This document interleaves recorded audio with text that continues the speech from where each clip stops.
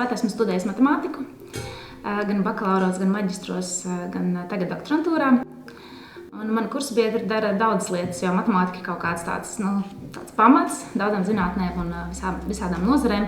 Un man zināmie kursabiedri šobrīd studē finanšu nozarē, datoranalītikā, loģistikā, cik man zināms. Un zinu, ka viens kursabiedris, kurš arī no doktorantūrā, mēs iestājāmies kopā, arī ir zinātnē Latvijas universitātē šobrīd.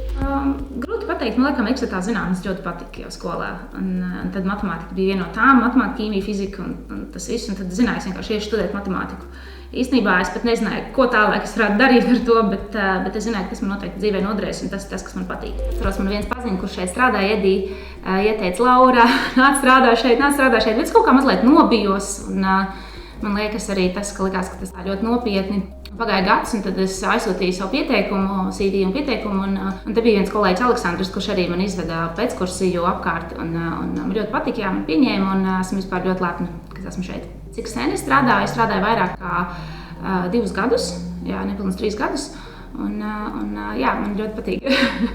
Pirms kādu laiku atpakaļ bija tā, ka uz stāva es biju vienīgā sieviete, un tad es jūtu, kad esmu vienīgā tieši šajā stāvā. Tad varbūt vairāk pietrūka, jā. Bet šobrīd kaut kā ir tāds laiks, kad vairāk varbūt meitenes interesējās par zinātni vai varbūt mākslīgā intelekta attīstību, nezinu, kur iemeslu pēc, bet šobrīd ir vairāk un man tas ļoti priecē, tā kā ir labāka situācija.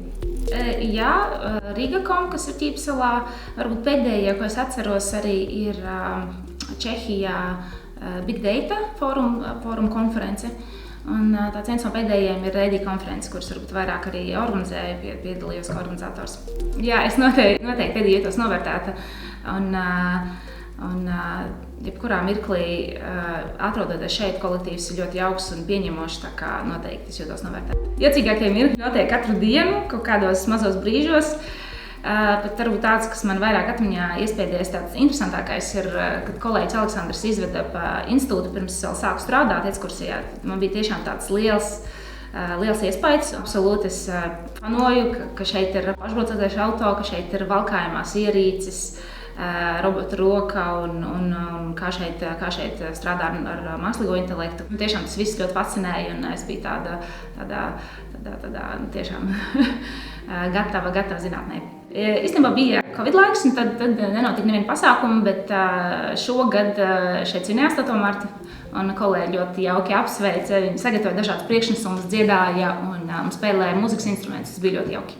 Manuprāt, sievietes loma zinātnē ir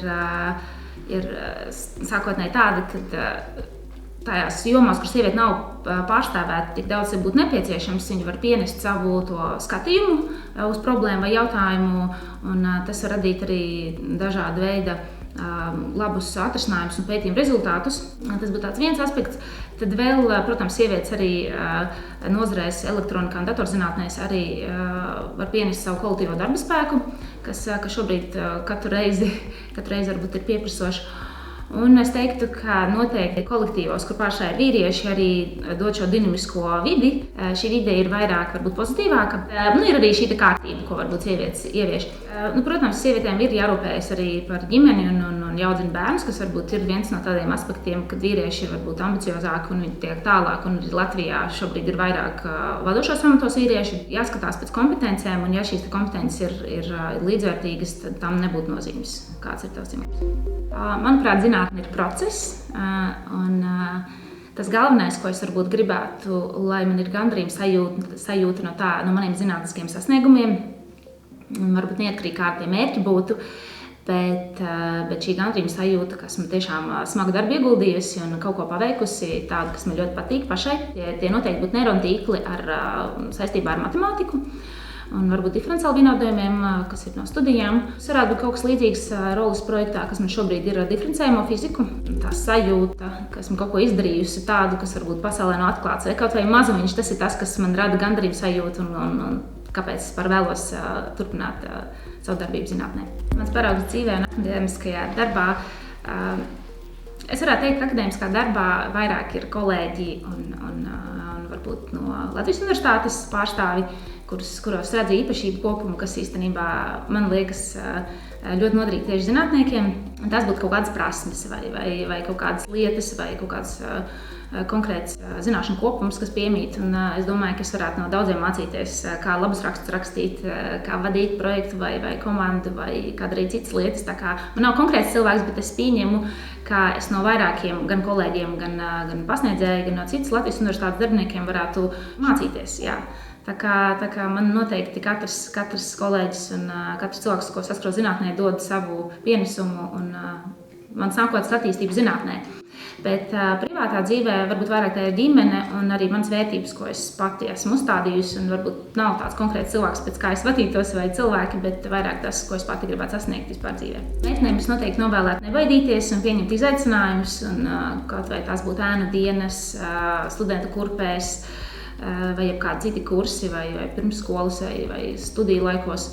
Un, ja tas dod iespēju pabūt tajā vidē un saprast, vai tiešām tas ir tas, kas patīk. Arī šeit ir prakses iespējas, uz kuriem var nākt un saprast, vai zinātne ir tas.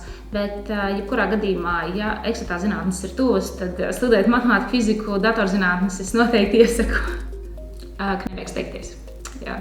Es nezinu, vai tas ir interesantākais, bet es mēdzu steigties ar to, ka ātrāk izdarīt un tad būs vislabāk, bet dažreiz tas arī prasa vairāk laika, kad steidzos.